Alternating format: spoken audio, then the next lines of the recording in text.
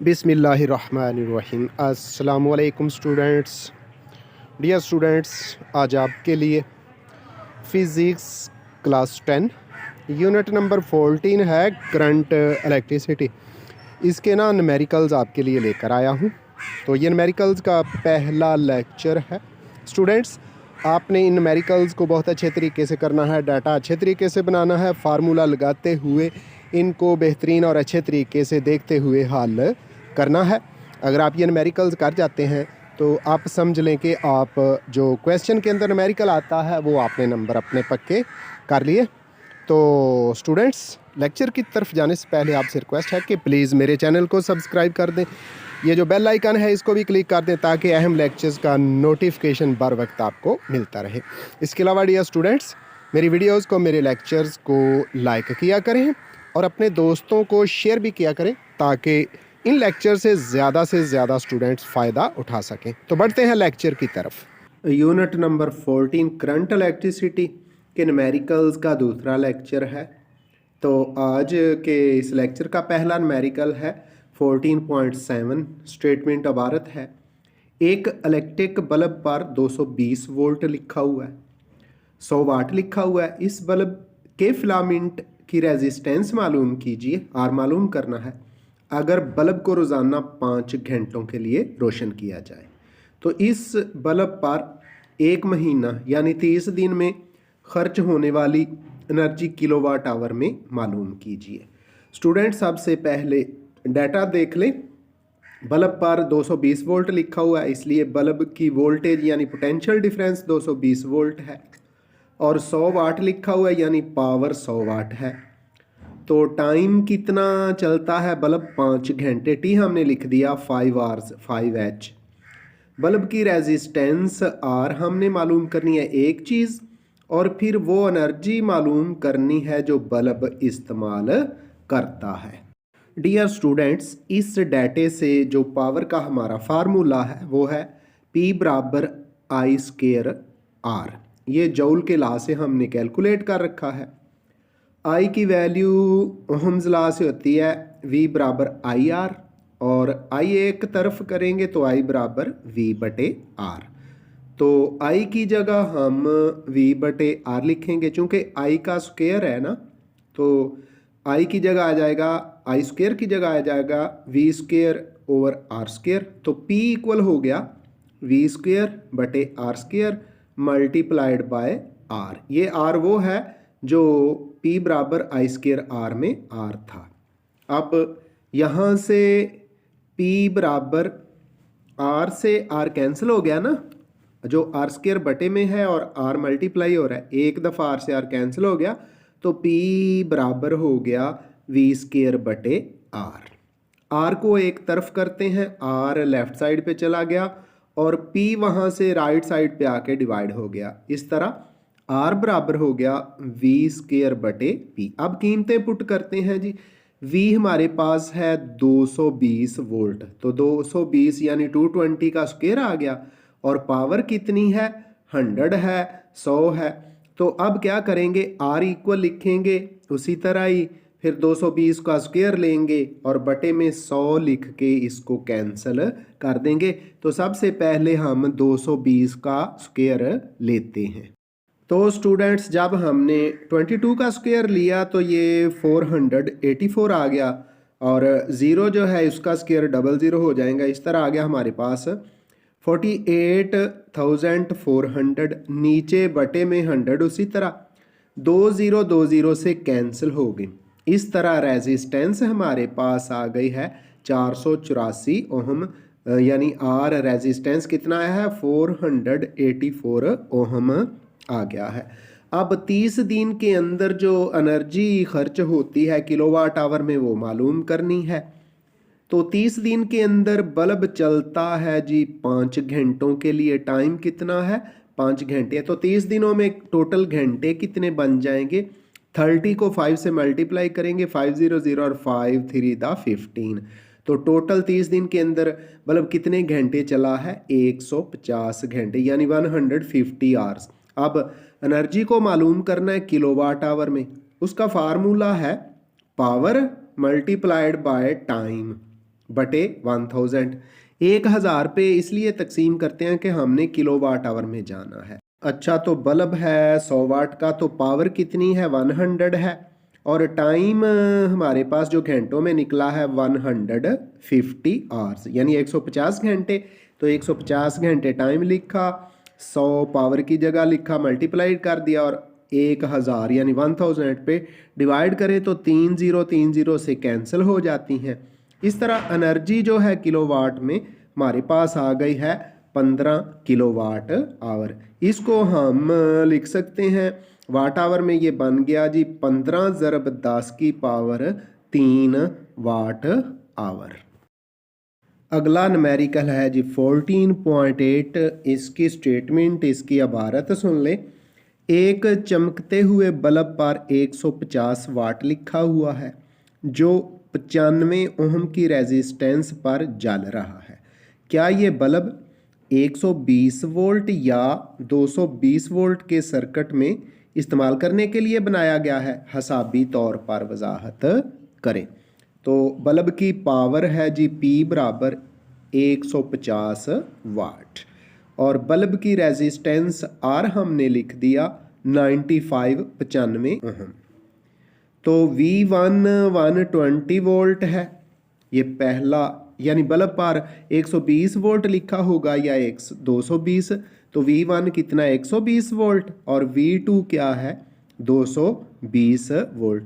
V हमने मालूम करना है कि ये बल्ब कितनी वोल्टेज का है। तो डाटा बना लिया, उसके बाद हम फार्मूला इस्तेमाल करते हैं और इस डाटे से देखते हैं क्या ये बल्ब जिस पर 150 वाट लिखा हुआ है और रेजिस्टेंस 95 ओम है, ये 120 वोल्ट वाला है या 220 वोल्ट के लिए बनाया गया है जी। तो स्टूडेंट्स, दिए गए डाटा से फार्मूला P बराबर V² बटे R, अभी पिछले न्यूमेरिकल में भी हमने ये लिखा, यहाँ से V² अपनी जगह पे रह गया, R P के साथ मल्टीप्लाई हो गया, तो V² यानी V की 2 बराबर हो गया PR के। जो कीमतें हैं वो पुट करते हैं, V की 2 यानी V² उसी तरह, पावर है 150 वाट और रेजिस्टेंस है 95। 150 को 95 से मल्टीप्लाई किया तो V² इक्वल हो गया 14250, 14250। चूँकि हमने V मालूम करना है इसलिए दोनों तरफ का हमने स्क्वायर रूट ले लिया, V² का भी स्क्वायर रूट और दूसरी तरफ लेफ्ट साइड पे 14250 का भी स्क्वायर रूट। जब कैलकुलेटर की मदद से स्क्वायर रूट को हल किया तो V हमारा आ जाता है 119.37 वोल्ट। चूँकि 119.37 वोल्ट जो है 120 वोल्ट के करीब ही है, यानी वोल्टेज बल्ब का पोटेंशियल डिफरेंस 120 वोल्ट आया है, तो फिर हम कहेंगे ये जो बल्ब है 150 वाट का है और जिसकी रेजिस्टेंस 95 ओम है, ये 120 वोल्ट के सर्किट में इस्तेमाल के लिए बनाया गया है। तो चलें जी, अब हम बढ़ते हैं अगले न्यूमेरिकल की तरफ। 14.9 सवाल सुन ले। एक घर में लगाए गए हैं, पहला नंबर है 60 वाट के 10 बल्ब जो रोज़ाना 5 घंटे इस्तेमाल होते हैं। नंबर 2 75 वाट के यानी 75 के 4 पंखे जो रोज़ाना 10 घंटे चलते हैं। नंबर 3 250 वाट का एक टीवी जो रोज़ाना 2 घंटे चलता है। 1000 वाट की एक इलेक्ट्रिक इस्त्री जो रोज़ाना 2 घंटे इस्तेमाल की जाती है। तो ये सारी चीज़ें, ये सारे अप्लाइंसेस लगाए गए हैं और उनका टाइम भी बता दिया गया कितने घंटे चलते हैं और उनकी पावर भी बता दी गई है। तो आखिर पे कहता है अगर इलेक्ट्रिसिटी के 1 यूनिट की कीमत 4 रुपये यानी प्राइस पर यूनिट क्या है 4 रुपीज़ है, तो घर का महाना यानी तो रियाजी की ज़बान में मैथमेटिकल फॉर्म में 1 महीना 30 दिन का होता है। तो 30 दिन का इलेक्ट्रिसिटी का बिल हमने फाइंड करना है।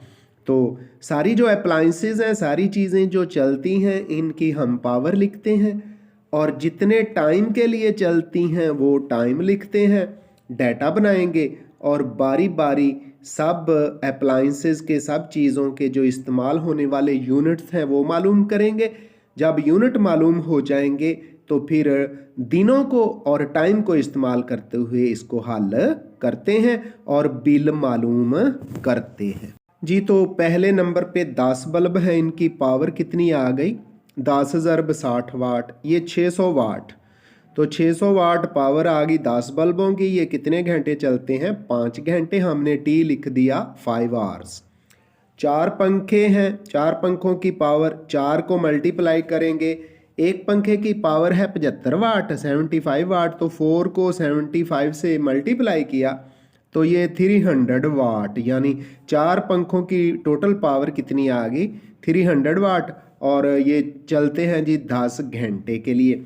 इस्त्री एक है, 1 ज़रब और 1000 वाट की इस्त्री है, 1 ज़रब 1000, तो इस्त्री की पावर, एक इस्त्री की टोटल पावर 1000 वाट आ गई और ये चलती है 2 घंटों के लिए। एक टीवी है और एक है 1 ज़रब और इसकी पावर है 250 वाट, तो 1 ज़रब 250 ये 250 वाट ही आ गया और ये टीवी चलता है 2 घंटे के लिए। एक यूनिट की कीमत है 4 रुपए। तो ये जो सारी अप्लाइंसेस यानी बल्ब, पंखे, इस्त्री और टीवी की कुल पावर है और कितने वक्त के लिए ये चलते हैं ये हम मालूम करेंगे। उसके बाद 30 दिनों के लिए ये कितने यूनिट इस्तेमाल करते हैं वो करेंगे और फिर फी यूनिट कीमत 4 रुपये इस्तेमाल करके टोटल बिल मालूम करते हैं जी। तो महीने का बिल मालूम करने के लिए सबसे पहले 10 बल्ब जितनी बिजली खर्च करते हैं यानी जितने यूनिट इस्तेमाल करते हैं वो मालूम। फार्मूला सबसे पहले पावर, फिर मल्टीप्लाइड बाय टाइम, फिर मल्टीप्लाइड बाय डेज और डिवाइडेड बाय 1000। 1000 इसलिए कि किलोवाट आवर में जाना है, 1 किलोवाट आवर 1 यूनिट के बराबर है। तो पावर कितनी निकली थी 10 बल्बों की 600 वाट और कितने घंटे के लिए चलते हैं 5 घंटों के लिए ज़रब 5 और 30 दिन के लिए चलते हैं ज़रब 30 और इनको डिवाइड करते हैं जी 1000 पे। तो ऊपर आ गया 90,000 90,000, नीचे 1000, 3 सिफरों से 3 कैंसिल होगी। तो जो 10 बल्ब थे 5 घंटे चलते थे, 30 दिनों के अंदर उन्होंने 90 यूनिट्स इस्तेमाल किए हैं। आगे जी जो पंखे हैं, पंखों ने कितने यूनिट इस्तेमाल किए वो मालूम करते हैं। तो जो पंखे थे उनकी टोटल पावर थी 300 वाट और 10 घंटे के लिए ये चलते हैं और 30 दिनों के अंदर। तो पावर की जगह 300, टाइम वक्त की जगह 10 घंटे ज़रब 30 दिन और इसको भी 1000 पे तकसीम कर दिया। जब ऊपर 30 को 300 से और फिर 10 से मल्टीप्लाई किया ना तो ये भी 90,000 आ गया। 1000 पे डिवाइड किया तो ये भी 90 यूनिट्स, यानी पंखों ने पूरे महीने के अंदर कितने यूनिट्स इस्तेमाल किए हैं 90 यूनिट्स। इसके बाद जी इस्त्री है, इस्त्री की पावर लिखेंगे। इस्त्री पावर की पावर थी जी 1000 वाट और कितने वक्त के लिए चलती है 2 घंटों के लिए, टाइम टी 2 घंटे लिख दिया और 30 दिन के लिए चलती है तो मल्टीप्लाइड बाय 30 कर दिया। 1000 पे डिवाइड किया, ऊपर आ गया जी 30 को 2 से मल्टीप्लाई करें 60, 60 को 1000 से 60,000 और 1000 पे डिवाइड कर दिया। 3 सिफरों से 3 सिफरें कैंसिल हो गई और इस्त्री पूरे महीने के अंदर 60 यूनिट्स इस्तेमाल करती है। तो ये यूनिट भी मालूम कर लिए। सबसे पहले बल्ब जितने थे उन्होंने जो 90 यूनिट इस्तेमाल किए वो मालूम किए, फिर 4 पंखों ने जो यूनिट इस्तेमाल किए वो भी 90 थे। अब एक इस्त्री पूरे महीने के अंदर 60 यूनिट इस्तेमाल करती है वो भी हमने मालूम कर लिया। अब हम देखते हैं जी टीवी कितने यूनिट इस्तेमाल करता है जी। तो फार्मूला वही टीवी की सर्फ करदा एनर्जी, पावर ज़रब टाइम ज़रब दिन तकसीम 1000। तो पावर हमारे पास है 250 वाट, टाइम 2 घंटे के लिए टीवी चलता है और 30 दिन के लिए चलता है। 250 ज़रब 2 घंटे ज़रब 30 दिन, इसको 1000 पे तकसीम कर दिया तो ऊपर आ जाता है जी 15,000 और इसको 1000 पे डिवाइड करें तो तीनों ज़ीरो कैंसिल हो जाएंगी। ये आ गया जी 15 यूनिट। कितने यूनिट आ गए 15 यूनिट। अब टोटल सारे यूनिट जमा करते हैं। 90 यूनिट बल्ब इस्तेमाल करते हैं, आगे पंखे भी 90 यूनिट इस्तेमाल करते हैं। स्त्री ने 30 दिनों में 60 यूनिट इस्तेमाल किए और टीवी ने पूरे महीने में 15 यूनिट। सारे यूनिट्स जमा किए तो टोटल यूनिट्स 255 आ गए। 255 बिजली का बिल जी 255 और पर यूनिट कीमत है 4 रुपये। 255 को 4 से मल्टीप्लाई किया तो बिजली का जो माहाना बिल है 30 दिन का, सारी अप्लाइंसेस का जो बल्ब बिजली इस्तेमाल करते हैं, पंखे इस्तेमाल करते हैं, इस्त्री और टीवी इस्तेमाल करती है, तो पूरे महीने का बिल आ गया है 1020 रुपये। 14.10 जी।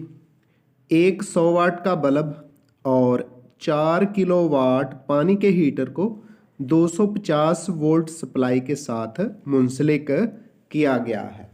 मालूम करें ए हर अप्लायंस में से बहने वाला करंट यानी I1 और I2। बी इस्तेमाल के दौरान हर अप्लायंस की रेजिस्टेंस ये R1 और R2 मालूम करेंगे। तो बल्ब की पावर कितनी है P1 से लिख दिया 100 वाट। हीटर की पावर कितनी है P2 लिख दिया और ये है 4 किलो वाट। इसको सिंपल करेंगे P2 हो जाएगा 4 ज़रब 10 की पावर 3 वाट, यानी P2 is equal to 4 multiplied by 10 की पावर 3 वाट। और वो कितने वोल्ट हैं जी, जो बैटरी से जोड़ा गया वो है 250 वोल्ट।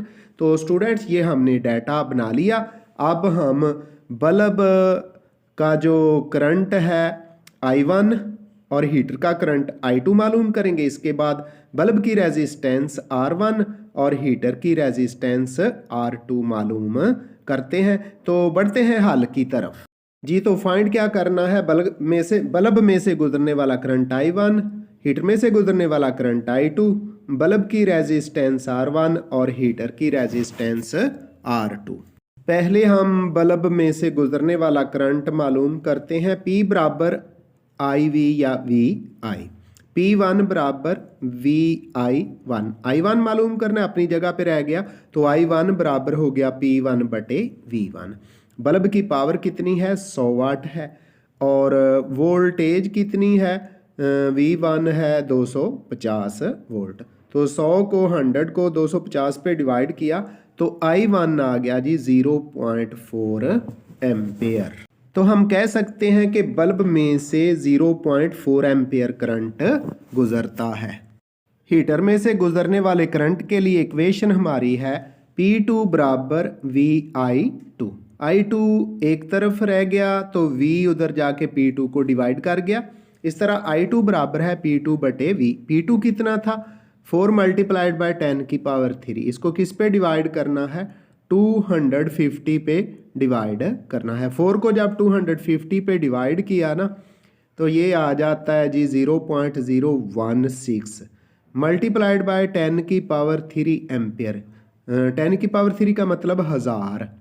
तो 0.016 को जब 1000 से मल्टीप्लाई करते हैं तो हमारे पास I2 16 एम्पियर आ जाता है, यानी हीटर में से 16 एम्पियर करंट गुजरता है।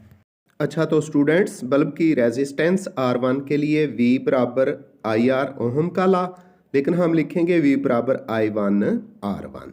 तो V इक्वल है जी 250 लिख दिया, I1 की कीमत 0.4 है, R1 उसी तरह आ गया।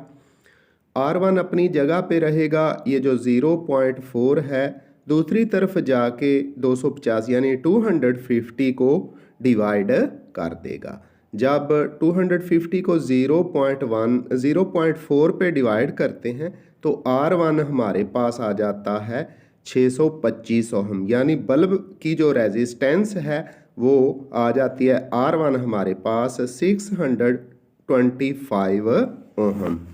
अब हीटर की रेजिस्टेंस के लिए फार्मूला V बराबर I2 R2। V 250 ही है और I2 उसके लिए हीटर के लिए आया था 16 एम्पेयर इंटू R2। R2 एक तरफ 250 को 16 ने जाके डिवाइड कर दिया, तो इस तरह 250 को 16 पे डिवाइड करें तो R2 हमारे पास आ जाता है अप्रॉक्सीमेटली तकरीबन 15,625 15.625 ओहम और ये रेजिस्टेंस है जी हीटर की। इस यूनिट का और आज के लेक्चर का आखिरी न्यूमेरिकल है 14.11। स्टेटमेंट इबारत कुछ यूँ है, एक रेजिस्टर जिसकी रेजिस्टेंस 5.6 ओहम है, इसे एक मामूली रेजिस्टेंस वाली वायर यानी तार के ज़रिए 3.0 वोल्ट 3.0 वोल्ट की बैटरी के साथ जोड़ा गया है। अगर इसकी रेजिस्टेंस में से 0.5 एम्पेयर करंट बहता हो तो मालूम करें। ए, रेजिस्टर में सर्फ होने वाली पावर। बी, बैटरी की कुल पैदा होने वाली पावर। सी है, इन दोनों मिकदारों यानी जो दो ऊपर पावर्स है ना इसकी रेजिस्टर की और बैटरी की, उनके दरमियान कितना फ़र्क है और इस फ़र्क की वजह भी हमने बतानी है। तो सबसे पहले डाटा बनाते हैं और उसके बाद इसको हल करते हैं जी। तो स्टूडेंट्स, जो मिकदारें जो क्वांटिटीज़ हमें मालूम है, रेजिस्टर की रेजिस्टेंस आर 5.6 ओहम है, बैटरी की वोल्टेज यानी पोटेंशियल डिफरेंस 3 वोल्ट है और करंट गुज़र रहा है जी रेजिस्टर में से आई जो है 0.5 एम्पेयर। अब इनको इस्तेमाल करते हुए पहले हम रेजिस्टर की कुल पावर मालूम करते हैं, फिर बैटरी की कुल पावर मालूम करते हैं और फिर इनका फ़र्क लेंगे। तो रेजिस्टर में सर्फ होने वाली पावर फार्मूला P बराबर आई स्क्वायर आर।